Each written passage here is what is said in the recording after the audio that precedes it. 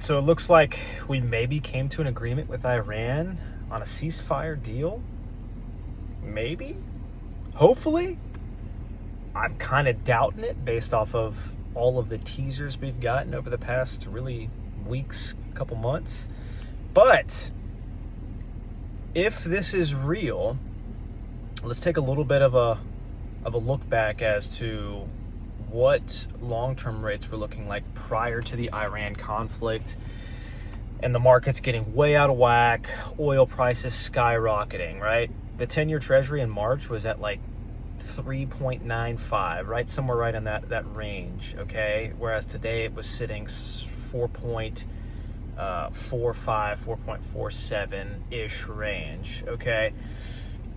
Now, if this ceasefire ends up being real, and we get real proof of that, and we continue to see oil go down, I think if we take a look back at what was happening just inside of our borders and just in our market prior to the Iran conflict, I think it's a very real possibility that we see a pretty nice decline in the 10-year Treasury back towards where it was sitting prior to the Iran conflict. Now, there's a lot of other things and a lot of other variables playing into the market now that wasn't playing into the markets back in March. However, I think we can all agree that the Iran conflict, increased energy prices, scare that inflation was going to skyrocket due to higher energy, which is reality, was the biggest thing.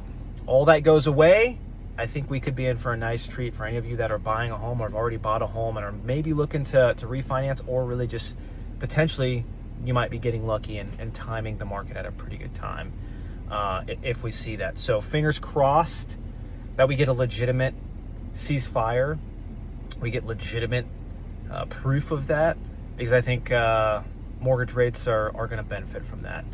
Let me know what you guys think. I'm really curious to see what everybody else is thinking. That's kind of where my mind's at right now.